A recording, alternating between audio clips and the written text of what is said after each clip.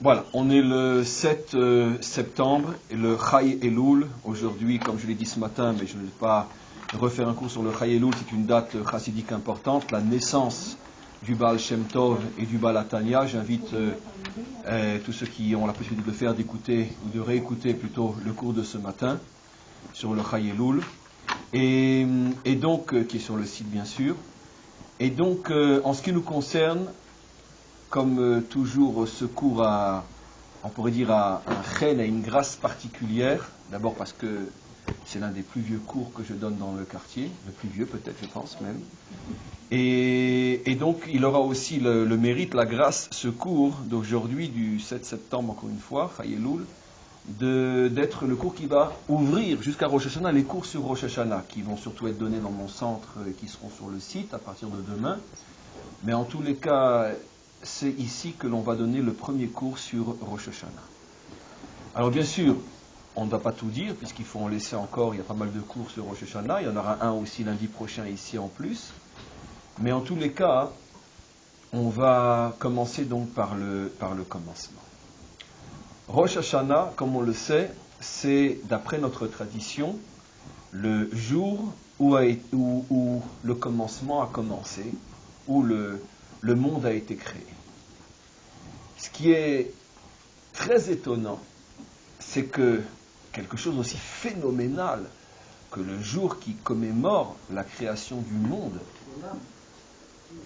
d'abord du monde, c'est comme ça qu'on a dans notre tradition, création du monde, et on se serait attendu à ce que, vous faites bien de me reprendre, car souvent je me trompe, et maintenant je sais que je dois vous écouter quand vous me reprenez, mais je dis exprès création du monde et on nuancera après.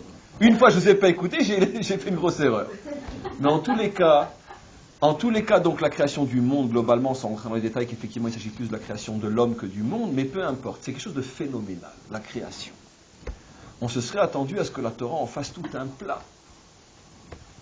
Et finalement, le jour de la création du monde n'est marqué nulle part dans la Torah. Nulle part dans la Torah, on nous demande de fêter le jour de la création du monde. N'ayez pas l'air de ne pas comprendre ce que je dis, car je précise ce que je dis. La Torah parle de ce jour que nous allons fêter la semaine prochaine, enfin Shabbat en 8, comme étant Yom HaZikaron, Yom Troua, un jour de souvenir. Pour nous, Israéliens, quand on parle de Yom HaZikaron, on pense à quoi?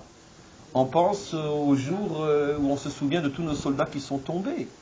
Mais c'est en hébreu moderne, Yom HaZikaron signifie donc le jour avant Yom HaAtzmaut, donc le jour à la mémoire de nos soldats.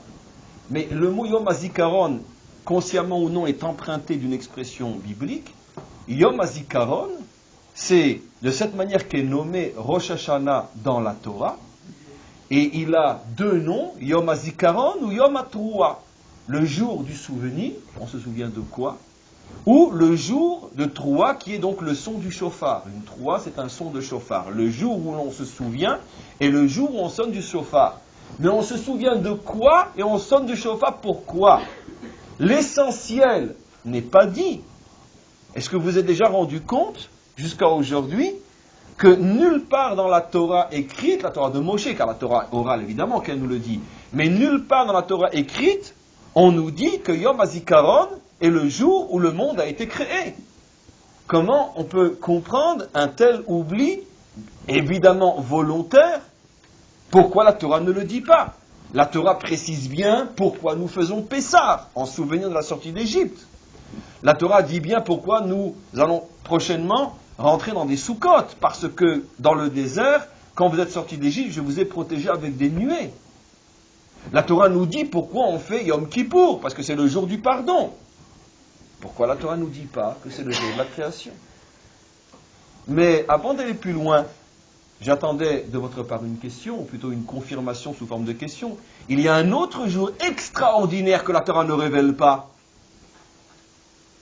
que nous fêtons, le jour du don de la Torah. On nous dit que c'est 50 jours après la sortie d'Égypte, tu apporteras une récolte nouvelle, là, le Homer, et ça s'appelle dans la Torah la fête des semaines, parce qu'on a compté 7 semaines depuis la sortie d'Égypte, mais pas un mot, même pas sous une allusion plus ou moins claire, du fait que ce 50e jour après la sortie d'Égypte est le jour où la Torah a été donnée. Chag Matan Torah. Nous ne le savons pas de la Torah écrite. Ce qui veut dire que deux fêtes qui commémorent les deux événements les plus fondamentaux de l'existence d'un homme, le jour de la création et le jour du don de la Torah, sont passés entièrement sous silence, c'est-à-dire on nous demande de fêter, mais on ne nous dit pas clairement ce qu'on fête. Au point que jusqu'à aujourd'hui, ceux qui lisent la Bible sans les commentaires, juifs compris, ne pourront jamais imaginer que le fameux Yom HaZikaron, c'est le jour de la création du monde, et le fameux Chag HaShavuot, c'est le jour du don de la Torah. Comment est-il possible que ces choses-là ne soient pas dites? D'autant plus que, comme je viens de le dire, ce sont les deux événements fondamentaux, principaux, essentiels de toute la création. Le monde n'a été créé que pour permettre le don de la Torah ici-bas. D'où on le sait, le 6e jour de la création, il est dit, je vous l'ai déjà expliqué, Yom HaShishi, et ce fut le 6e jour, et tous les commentaires font remarquer qu'il y a une anomalie dans l'expression du texte par rapport aux 5 jours qui précèdent, où il est marqué Yom Sheni, Yom Shlishi, Yom Revi'i, Yom Chamishi. Il n'est pas marqué Yom Ha-Chamishi ou Yom Ha-Revi'i avec le He qui veut dire le jour. Donc on aurait dû, pour respecter la règle grammaticale, dire Yom Shishi. Pourquoi Ha-Shishi? Alors l'une des réponses est le He avant le Shishi. La lettre 5 a pour valeur, la lettre He a pour valeur numérique 5. Ça fait donc allusion aux 5 livres de la Torah. Le Shishi 6 fait allusion à un autre 6 qui est le 6 Sivan, qui l'année de la sortie d'Égypte était le 50e jour après le 15 Nissan, jour de la sortie. Quand on compte du 15 Nissan au 6 Sivan, on trouve 50 jours. La Torah a été donnée, la fête de Shavuot plutôt est 50 jours après la sortie d'Égypte, mais cette fête de Shavuot est en même temps le don de la Torah, et l'allusion est donc le 6e jour de la création. Vous allez comprendre pourquoi création de l'homme et création du monde. Le jour de la création de l'homme, qui est donc le 6e jour, on nous révèle que le monde n'a été créé que pour le don de la Torah, le He qui sera donné le 6, et selon l'explication des maîtres, que le 6e jour, au moment où l'homme va être créé, Dieu a posé des conditions à la création, avant de la terminer, il leur a dit, sachez, si lorsque viendra plus tard le 6 Sivan en question, mes enfants acceptent la Torah, alors vous resterez créés. Mais si ils n'acceptent pas la Torah, je vous ramènerai au tohu, je vous ramènerai au néant. Ce qui veut dire que le monde n'a été créé que dans le Tnaï, que dans la condition que finalement la Torah y soit donnée, étudiée, respectée et transmise. Donc comment se fait-il que ce qui est l'essentiel même de l'existence, la création et la Torah, ne soit pas mentionné dans la Torah elle-même? Mais la réponse, je viens de la donner. C'est pour ça que ce secret du Hashishi, le 5 qui sera donné le 6, les 5 livres donnés le 6 Sivan, ce secret-là est révélé le 6e jour, jour de la création de l'homme, comme pour nous faire comprendre ce qu'est le tafkid de l'homme sur terre, ce qu'est la mission de l'homme sur terre. C'est à lui de révéler ça. C'est à lui de révéler que le monde a un commencement. Et c'est à lui de révéler que le monde n'a de sens que si la Torah s'y trouve. C'est pas une évidence. La Torah ne voulait pas elle-même dire que le monde a été créé tel ou tel jour. Parce que tout fait que l'on puisse penser que le monde n'a pas été créé tel et tel jour. Demandez aux savants d'aujourd'hui quand le monde a été créé. Vous savez tous, et j'espère pour vous que vous êtes aussi naïfs que moi, et que vous êtes tous persuadés que le monde a été créé bientôt, il y a 5770 ans dans une semaine.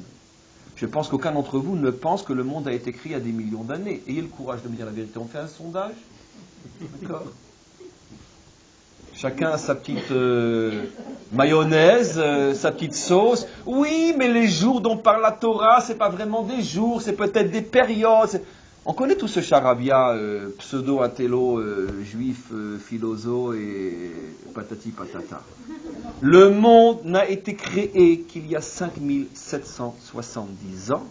Au risque de passer pour un imbécile, heureusement que j'ai 300 cours derrière moi qui prouvent que je ne suis pas si bête que ça. Au risque de passer pour un imbécile, le monde a été créé il y a 5770 ans, Nekuda. Monsieur, c'est pas vrai. On a retrouvé des singes qui avaient une tête d'homme, qui ont été créés il y a 515 millions d'années. Et le 15 est important. Comme s'il y avait quelqu'un à cette époque-là. Je ne comprends pas comment on n'est pas encore mort de rire devant des âneries pareilles. Il y a 795 millions d'années. Mais quelqu'un sait ce qui s'est passé à 795 millions d'années pour avoir encore le culot d'être à ce point précis? Mais je vais vous expliquer, moi, comment les choses se sont passées. Je l'ai déjà fait, je m'excuse pour ceux qui ont déjà entendu parler de cet exemple-là, mais il est tellement évident, je ne peux pas ne pas le redire.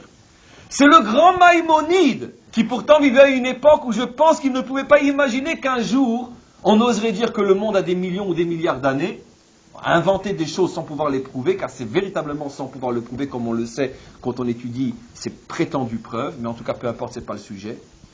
Mais il a déjà devancé par une réponse extraordinaire qui montre à quel point c'est stupide. Et il dit la chose par rapport à un autre problème qu'il avait, où il voulait montrer, on pourrait dire, à quel point la logique humaine est cartésienne, car Descartes n'existait pas encore à son époque, mais à quel point la logique cartésienne est dangereuse. Il a déjà décidé, excusez-moi.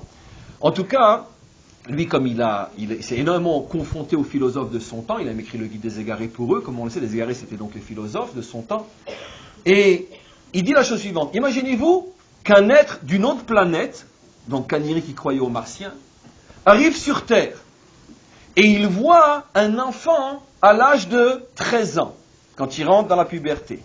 Il mesure 1m40. Ce martien-là revient 5 ans après, quand l'enfant a 18 ans, et il mesure 1m80. Il a donc pris combien en 5 ans? 40 cm. Il va maintenant déduire quelle taille il avait quand il est né. Là, ça nous fait rire. Mais vous ne vous rendez pas compte dans quel piège stupide nous ont fait tomber les prétendus savants. Ce sont des extrapolations sur des calculs dans le temps, et on extrapole en fonction d'une vitesse, d'une croissance, d'une augmentation de pendant une période X. On se dit, si pendant une période X, il s'est passé telle ou telle transformation, donc, etc. Mais qui te dit que les choses ont évolué toujours de la même manière? Pourquoi ne penserais-tu pas que pendant les premiers milliardièmes de fractions de secondes, dans les premiers instants de la création, le monde a peut-être vieilli de milliards d'années? Est-ce que Dieu ne peut pas mettre des impulsions, des énergies, des puissances dans son monde qui fait que dans la première seconde de l'apparition de la matière, elle est évoluée aussi vite qu'aujourd'hui, au moment où on fait les calculs, qu'elle est évoluée à l'époque, il y a seulement 6000 ans plus ou moins, aussi vite que ce qui serait pour nous aujourd'hui des millions d'années-lumière. Oui. Je ramène à vous écouter, vous apportez de l'eau au moulin de tous les négationnistes. La Shoah n'a pas existé. Quel rapport? Peut-on imaginer que la Shoah ait pu exister? Je fais exactement le même raisonnement que vous. Aidez-moi à vous comprendre. Je ne veux comprends pas. Je veux comprendre. Je veux comprendre. Non, mais je suis d'accord, mais aidez-moi à comprendre. Quel est le rapport entre ce que je dis et ce que vous dites? Si c'est fondé, je vous réponds. Je ne me dérobe jamais une question. Mais quel est le rapport entre ce que je dis?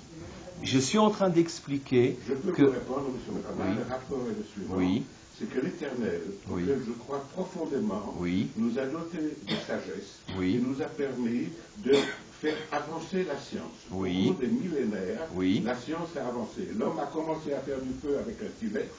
Aujourd'hui, il sait créer l'électricité, il sait faire un certain... On est 100% d'accord. Quel est le rapport avec ce que je dis? Je vais vous donner le rapport. Donc, lorsque aujourd'hui, on découvre dans la cité de David des pierres, des constructions, des restes de l'époque de Shlomo Amelech ou de l'époque nabatéenne. Il y a donc 4000 ans. On sait parfaitement le dater. On sait parfaitement le dater. Parfaitement. Donc, si vous considérez que les datations scientifiques ne valent rien, je dis que vous faites du négationnisme. Alors, je vous réponds. Bien que j'ai toujours pas compris le rapport, mais je fais comme si et je réponds.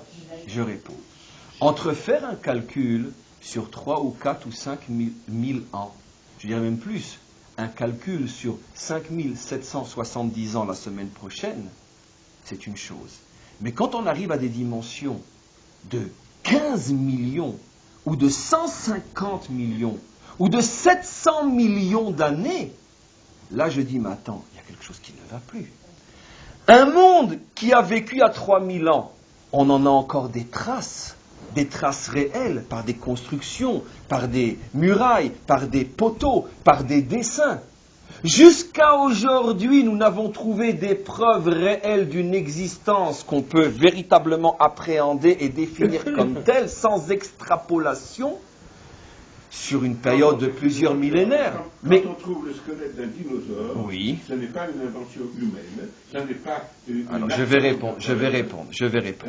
Au niveau de la datation, regardez, de toute façon, je pense que ce n'est pas sain que le cours soit jusqu'au bout sur ce problème-là, et si vous voulez, d'une manière très très despote, j'utiliserai mon rôle, si vous voulez, de directeur du cours pour imposer mon point de vue, avec tout le respect. Je vais vous expliquer pourquoi, pour pouvoir passer après autre chose. Je vais vous expliquer quelque chose. Sur ce point-là, nous avons aussi une réponse très claire, expliquée clairement par les maîtres du Talmud, d'une manière qui ne peut pas être supposée comme voulant récupérer cette question dont je parle, parce qu'ils ont vécu une époque où personne ne pensait que le monde était si vieux. Je vais expliquer tout de suite ce que les maîtres du Talmud disent pour parler de ça. D'abord, les dinosaures, nous y croyons, c'est la Torah qui en parle. Tanini Magdolim. Il y avait de très très grandes créatures, de grands monstres au début de la création, la Torah en parle. Le Midrash dit, le Midrash qui a été écrit il y a plus de 2000 ans dit qu'au moment du déluge, des animaux géants sont sortis des grottes et mangeaient des milliers d'hommes et de femmes en quelques secondes. Donc, le Talmud, le Midrash qui est contemporain au Talmud, dit que les dinosaures ont existé, la Torah dit. Mais regardez maintenant ce que le Talmud dit en ce qui concerne le déluge. Le déluge a été un cataclysme inimaginable, je cite nos maîtres, qui font que les répercussions, il y a eu des transformations, des changements, même au niveau astral. Dans le Talmud, il est dit clairement que pour pouvoir permettre le déluge, même les astres, c'est-à-dire on pourrait dire le parcours des étoiles et leur influence sur Terre, et le nom même des étoiles sont cités, je ne m'en rappelle pas, même le cosmos a été perturbé et changé et transformé. Dans le langage parabolique des maîtres du Midrash, ils disent que Dieu a pris une étoile qui était à droite et il l'a mis à gauche, une étoile qui était à gauche, il l'a mis à droite. Quel est le décodage de la parabole? Qui a eu, pour pouvoir permettre un cataclysme aussi énorme que le déluge, il y a eu des transformations même au niveau du cosmos. Ce qui veut dire quoi? Ce qui veut dire que jusqu'au déluge, le monde fonctionnait d'après un rythme, d'après, on pourrait dire, des critères et des lois que nous ne connaissons plus. C'est pour ça que la Torah nous dit que les hommes, enfin les humains, je n'oserais pas dire les hommes parce que ce ne sont pas des hommes comme nous on les connaît aujourd'hui, que les humains pouvaient vivre jusqu'à 800 ou 900 ans. Je le crois aussi à la lettre, parce que je suis très naïf avec la Torah, j'y crois à 100% sans interprétation. Donc automatiquement, qu'est-ce que nos maîtres nous disent? Qu'il y a eu deux périodes dans l'histoire. Depuis la création qui a eu lieu il y a 5770 ans et le déluge, où là, l'atmosphère, l'air, la relation entre notre Terre et le cosmos, tout était différent. Et donc, on pourrait dire, la manière dont les choses évoluent était radicalement différente. Le monde tel que nous le connaissons et nous le calculons aujourd'hui, ce monde-là n'est apparu qu'après le déluge. Toutes les règles de la science ne sont valables que jusqu'à une période qui commence à partir du déluge. Avant le déluge, les lois étaient différentes. Ce qui veut dire donc, prenons effectivement le squelette d'un dinosaure, qui lui a vécu manifestement avant le déluge. Et nous mesurons son âge par certains procédés au niveau des os. Nous mesurons d'après une connaissance que nous avons telle que le monde est depuis le déluge.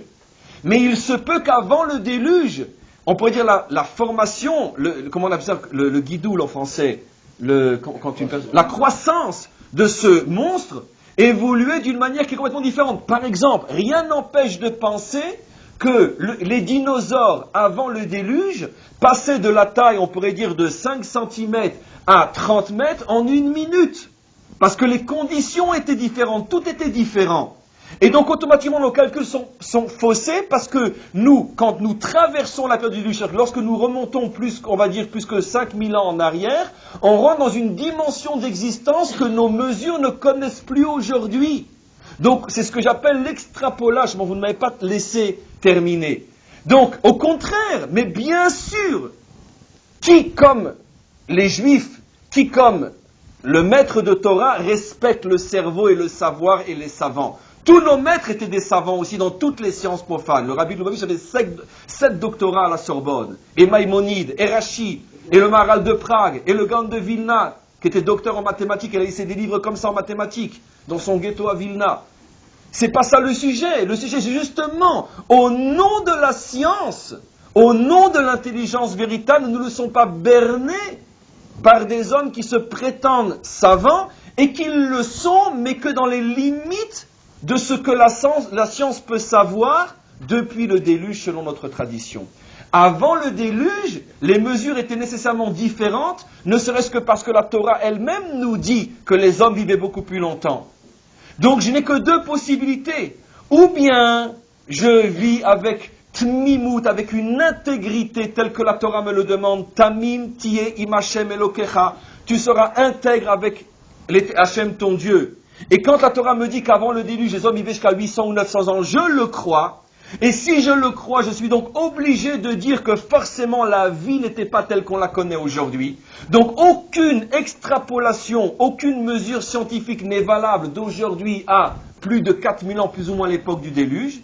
Ou bien je fais de l'interprétation, j'ai dit non, en vérité il ne s'agit pas d'un homme, mais il s'agit d'une ère qui porte le nom de Enoch, une ère qui porte le nom de Si, comme le font beaucoup de philosophes juifs qui ne veulent pas ou qui ne peuvent pas faire preuve d'intégrité face au texte et qui sont obligés de le tordre pour justifier ce qu'on appelle les connaissances d'aujourd'hui. Je dis, je préfère rester intègre face à la Torah plutôt que prendre le risque de commencer ici à la tordre, et quand tu commences une fois à tordre, tu ne sais pas où ça va t'amener. Donc, je ne pense pas, encore une fois, avec tout le respect qu'il s'agit ici d'obscurantisme ou de négationnisme, je dis au contraire, au nom de l'intelligence véritable, j'ai rapporté cette histoire de Maïmonide qui prouve combien l'extrapolation est dangereuse, parce que tout le monde sait que l'enfant n'évolue pas de la même manière entre 0 et 13 ans, comme il évolue de 13 ans à 18 ans. Donc, automatiquement, toute extrapolation, imaginez si ce martien dirait à quel âge il aura maintenant à 25 ans. Il va continuer à grandir. Parce que non, le monde n'est pas linéaire, il y a des tranches d'évolution. Et donc, qu'est-ce que dit la véritable sagesse d'Israël, telle qu'elle est expliquée par les maîtres d'Israël qui étaient aussi des géants dans toutes les sciences profanes, comme par exemple le Rabbi Lubavitch, qui avait 7 doctorats à la Sorbonne.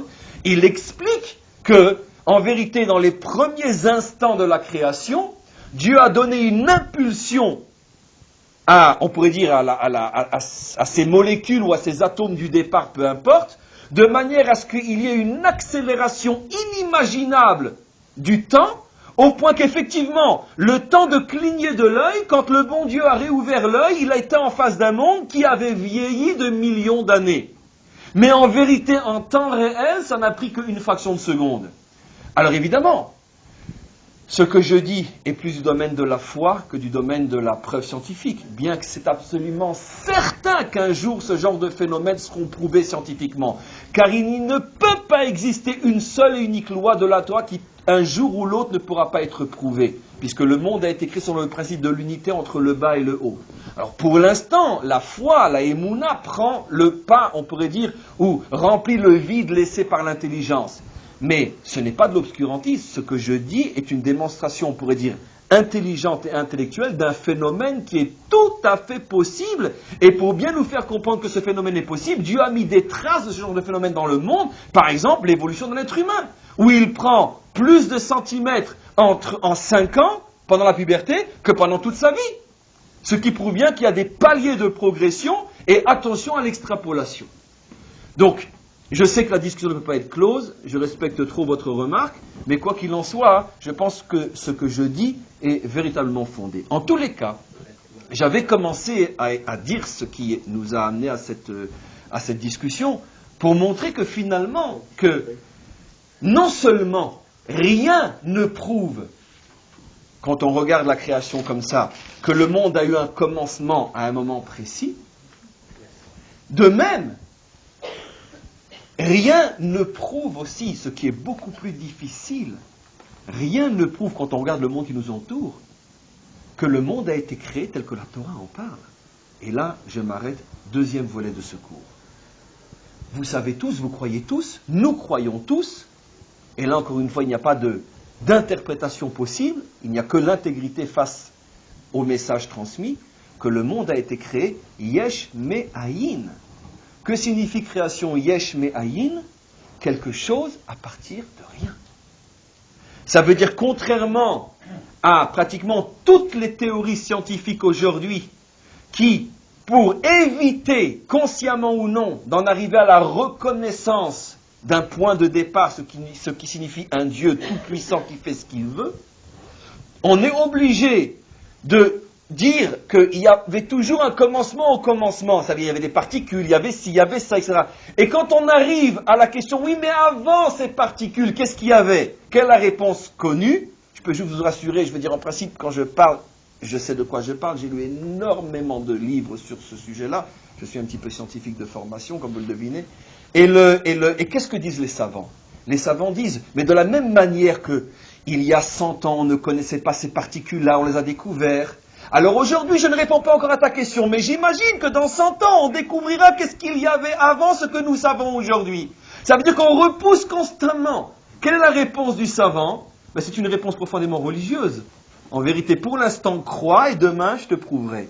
Ça veut dire qu'aujourd'hui, on est arrivé, je sais pas moi, un exemple, on est arrivé, je sais pas moi, au neutron, peu importe. Alors on dit, oui, mais le neutron, qui c'est qui l'a créé? Ne t'inquiète pas. Il y a 100 ans, on ne connaissait pas le neutron, on l'a découvert. Et bien dans 100 ans, les enfants de nos enfants découvriront qui a créé le neutron. Mais c'est pas Dieu, ça veut dire c'est toujours une particule qui crée une particule, qui crée une particule, qui crée une particule.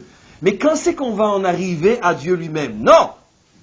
Tant qu'il y aura des hommes, ça veut dire pendant des millénaires, on trouvera toujours la particule qui a créé la particule. Et c'est vrai d'une certaine manière qu'au fur et à mesure, on trouve toujours une nouvelle explication. Sans en arriver à la conclusion ô combien détestable, insupportable, le bon Dieu. Donc finalement, Hachem a tout fait pour rendre pratiquement incompréhensible la création du monde. On ne peut pas admettre que tout d'un coup, quelque chose aurait commencé à partir de rien, parce que ce rien, ça ne peut être que Dieu, et on ne peut pas l'admettre, on ne veut pas l'admettre. Et non plus, on ne peut pas situer dans un temps précis, comme nous le faisons, d'une manière qui fait rire tout le monde. 5770 ans. Alors, on a l'air d'un fou, complètement fou. Donc c'est pour ça que la Torah a complètement voilé le jour de la création. Et elle nous en parle d'une manière ô combien fine et subtile. Yom HaZikaron, le jour du souvenir. Qui se souvient?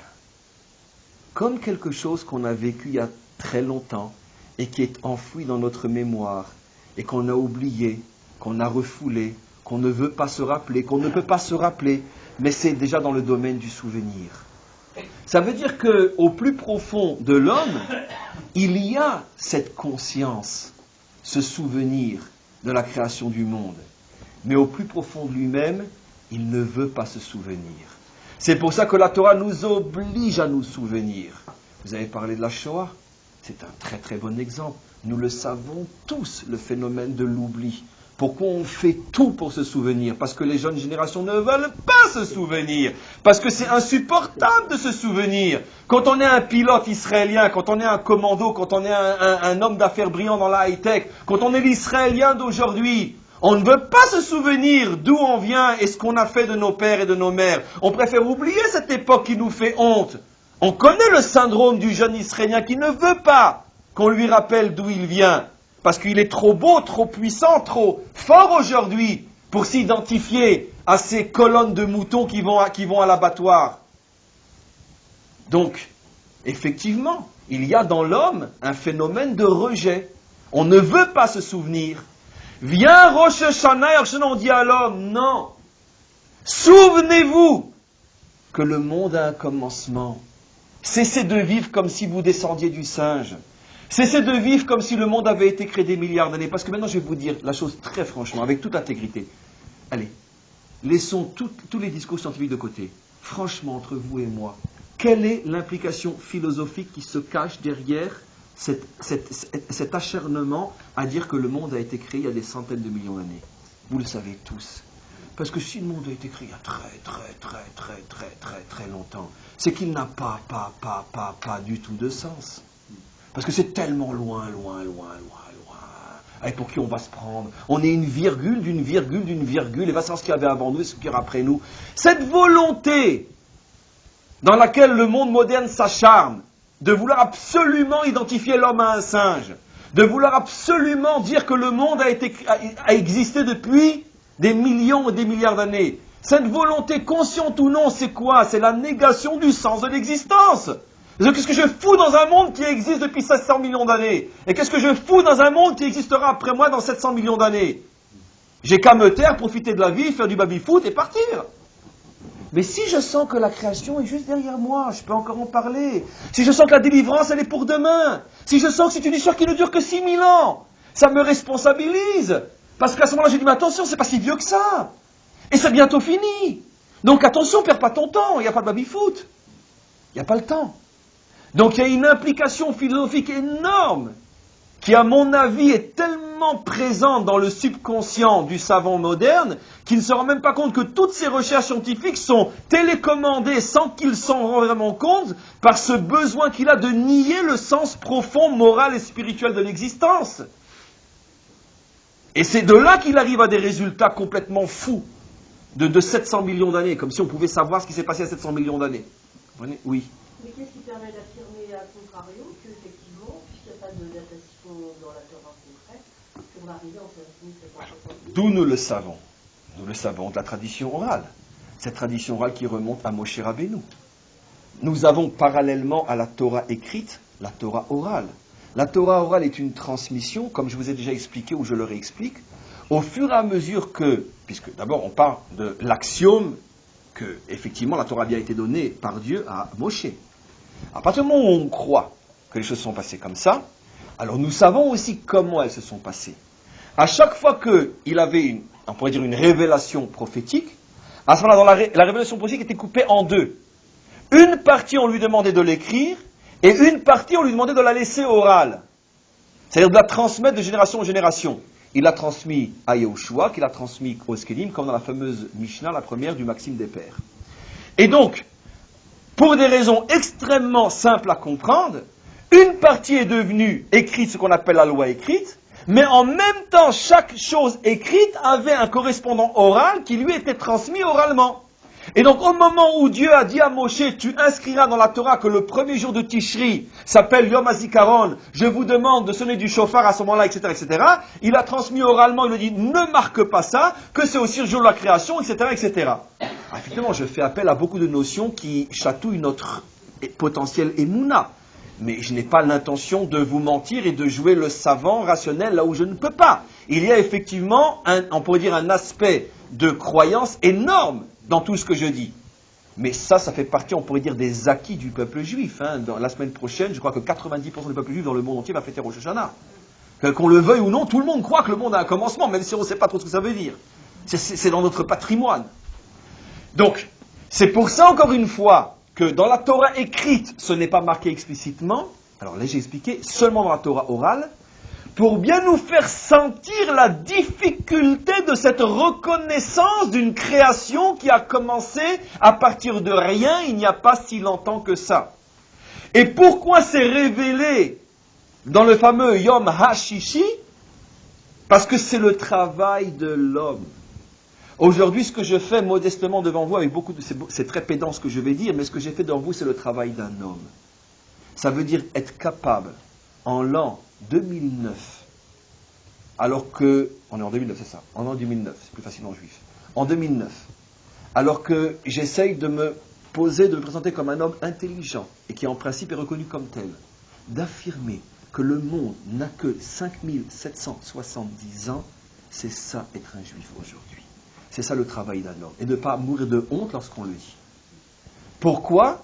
Parce que c'est le travail de l'homme de dévoiler, de déchirer l'obscurité. Dieu a créé un monde obscur, Dieu a créé un monde voilé, Dieu a créé un monde où tout est caché et où on peut arriver à toutes les conclusions différentes de la sienne. Et un homme est celui qui révèle la vérité, quitte à être pris pour un fou.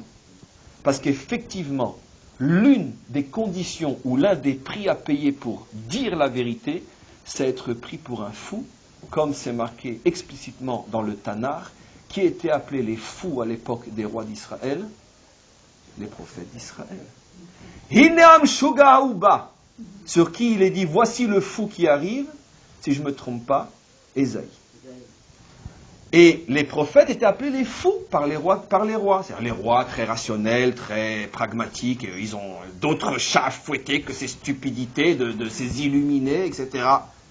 Tout d'un coup arrive le prophète. Dieu m'a dit que... Tu veux un petit cachet d'aspirine ? On les appelait les fous. Pourquoi ? Parce que le monde a été créé de telle manière que la parole authentique résonne tellement faux dans ce monde qui se prétend rationnel et logique, que celui qui dit une parole vraie est pris par un fou, est pris pour un fou. Ou dit d'une autre manière, selon l'expression de nos maîtres, Sour mera yistolel, celui qui s'écarte du mal fait rire. Enfin, on a une expression, nous, chez nous, en hébreu. T'es un dossi, toi ? Hein, on dit, c'est un dossi. Dès qu'on voit quelqu'un qui fait un petit pas vers un progrès au niveau moral et spirituel, de quoi on l'accuse ? T'es un dossi, c'est quoi ? T'es un religieux, quoi. C'est devenu une expression pour ridiculiser quelqu'un qui dit ah non, excuse-moi, non, moi je viens de manger de la viande, je prends pas du lait. Non, mais quoi, t'es un dossi, toi ? Ça veut dire que c'est l'expression, ah, si je suis un dossi, non, donne-moi tout de suite du lait. Parce que c'est le pire des gros mots, ça. Dire quelqu'un, il est religieux. Donc ça s'est passé même dans le langage, on pourrait dire, populaire. Tu tends vers la vérité, on te ridiculise. Parce que la vérité sonne tellement faux dans ce monde de mensonges que finalement... Darwinisme. Comment ? Darwinisme, mais c'est absurde. C'est pas de mots en français pour dire... Quoi, vous croyez que l'homme vient du singe ? Non, mais mais bien sûr, Darwin. Mais bien sûr, évidemment que l'homme vient du singe. Évidemment. Il a retenu la française. Mais bien sûr, mais c'est... Jusqu'à aujourd'hui, mais c'est dommage pour le salir la bouche, mais jusqu'à aujourd'hui, pas un savant dans le monde, pas un, a pu démontrer que cette théorie est juste. Elle a tellement d'impasses, de manques et de contradictions que je me rappelle à l'époque, j'avais dévoré des dizaines de livres sur cette théorie-là. Mais c'est inimaginable à quel point elle a pu passer alors qu'elle est complètement non fondée sur le plan scientifique. Mais pourquoi elle est passée ? Parce qu'elle est porteuse d'un message que le monde avait besoin d'entendre. Faites ce que vous voulez, Dieu n'existe pas. Si on vient des singes, il n'y a donc pas de Dieu. Comprenez ? Et en vérité, quelle a été la maca de ce monde qui pense venir du singe, comme j'ai dit encore plus tard que ce matin ? Le sida. D'où il vient le sida ? Des singes. Et donc, automatiquement, mais évidemment, c'est une affirmation religieuse que je donne, je ne peux pas la prouver scientifiquement, mais je dis, c'est ça le midak, la mesure pour mesure. Vous avez voulu créer une civilisation qui remonte au singe, et bien c'est le singe et ses microbes qui va vous détruire. Si vous voulez, c'est le retour de boomerang inimaginable, parce qu'on sait tous d'où à l'origine vient le sida, de rapport entre l'homme et les guenons. Et en tous les cas, on reprend maintenant le texte. Donc, je le précise pour ceux qui ne savaient pas. Oui, vous ne saviez pas, c'est connu. Et bien sûr, au départ, ça vient de rapport entre l'homme et les guenons et les singes. Et les singes et les femmes aussi. En tous les cas, on revient maintenant à ce qu'on explique. Donc, on a compris maintenant pourquoi la création du monde est voilée. Essayons de comprendre maintenant pourquoi le jour du don de la Torah est voilé aussi. Pourquoi la Torah ne nous dit pas clairement que le 6 Sivan, on a reçu la Torah et allez, pourquoi cacher 50 jours et la fête des semaines ? Mais qu'est-ce qu'on en a fait ? Franchement, quand nous on fait Shavuot aujourd'hui, en plus on l'appelle Shavuot, les semaines, mais on pense aux semaines, On pense au don de la Torah. Alors pourquoi ne pas le dire? La raison est exactement la même que celle qu'on a donnée. D'accord? Parce que la Torah, elle est censée apporter une réponse à toutes les questions des hommes. Elle est censée, je dis maintenant d'une manière très Talmud Torah, elle est censée apporter le bonheur, la réussite, la bracha. Dites-moi, vous suivez en ce moment les parachiotes du 5e livre de la Torah? Vous suivez ce qu'on va dire ce Shabbat? Regardez, on n'arrête pas. Et si vous suivez mes lois, mes commandements, je vous bénirai, vous serez bénis, vous serez ci, vous serez ci, vous serez ça, vous serez ci, vous serez ça. Très bien, c'est ce que la Torah dit. Regardons l'histoire. Le peuple qui a accepté la Torah, il aurait mieux fait de se casser la jambe ce jour-là. Parce que, je veux dire, une histoire aussi maudite que la nôtre, des catastrophes aussi inimaginables que ce qui nous est arrivé dans l'histoire, alors vous me direz, mais ça aussi la Torah le dit. D'accord, c'est vrai qu'elle le dit aussi. Mais, vous savez, une grande partie de l'humanité pense encore aujourd'hui que nous sommes un peuple haï de Dieu, tout simplement, regardez ce qui nous est arrivé dans l'histoire. Donc, ce que dit la Torah et ce que concluent les hommes, c'est très différent. La Torah semble dire que celui qui l'accepte sera le porteur de la bénédiction, et dans l'histoire, 80% des hommes sur terre pensent que s'il y a bien un symbole d'un peuple détesté par Dieu, c'est bien le peuple juif. Parce que pour avoir eu tellement de catastrophes dans l'histoire, il ne faut vraiment pas être le préféré du bon Dieu. Et vous avez parlé encore une fois de la Shoah, c'est pas moi, c'est vous. C'est vrai qu'aller expliquer à la génération de la Shoah que nous sommes le peuple élu, ou traduit comme vous voulez, peu importe, c'est se foutre royalement de la mémoire de 6 millions d'hommes, de femmes et d'enfants. Et je crois que vraiment, c'est pas disible, ou c'est pas disable, je sais pas comment on dit. D'accord. C'est risible et pas disible. Et quand on est un squelette qui se dirige vers un faux crématoire. Donc, il y a aussi une contradiction énorme entre ce que la Torah dit et le vécu. Ça, c'est d'une part. D'une autre part, est-ce qu'on peut dire, est-ce qu'on peut être sûr, comme la Torah l'affirme, Ki chochmatrem u binatrem le'ene kol ha'amim, que tous les peuples diront, vous êtes le peuple de la sagesse, le peuple de la... Quand on voit les juifs, est-ce qu'on pense forcément que c'est les plus intelligents, les plus si? Il n'y a qu'à voir le nombre de jeunes juifs qui vont chercher la vérité et l'intelligence en Inde pour se poser la question si vraiment la vérité et l'intelligence elle est chez nous. J'ai rien contre les rabbins, j'en suis un. Quand on voit un rabbin, je veux dire, il ne fait pas le poids par rapport à un moine tibétain. Je veux dire, les moines tibétains, ils ont de quoi imposer. Ou un philosophe, ou ci, ou ça, etc. Non, je m'amuse, vous savez, mais je dis un petit peu la vérité. C'est tellement évident que la Torah est au-dessus de tout. Moi, je suis rabbin, je peux le dire. C'est tellement évident. C'est plutôt tellement voilé. Donc là aussi, quand Dieu nous a donné cette Torah, qui est la bénédiction, qui est la réponse à tout, qui est la sagesse du monde, c'est ce que lui dit. Mais va t'amuser à le dévoiler.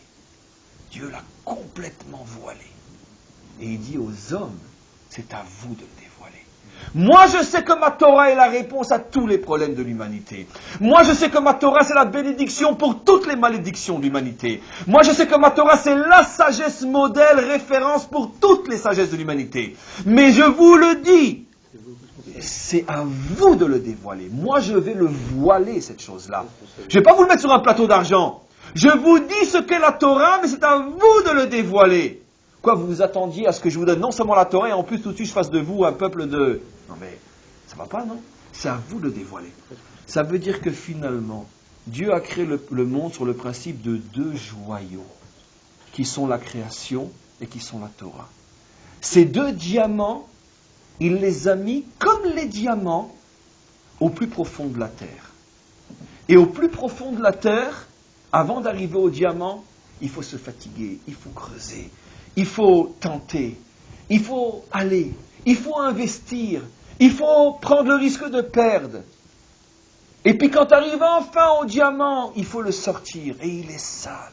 Et il faut nettoyer, et nettoyer, et nettoyer, et nettoyer, jusqu'à ce que tu arrives enfin au diamant.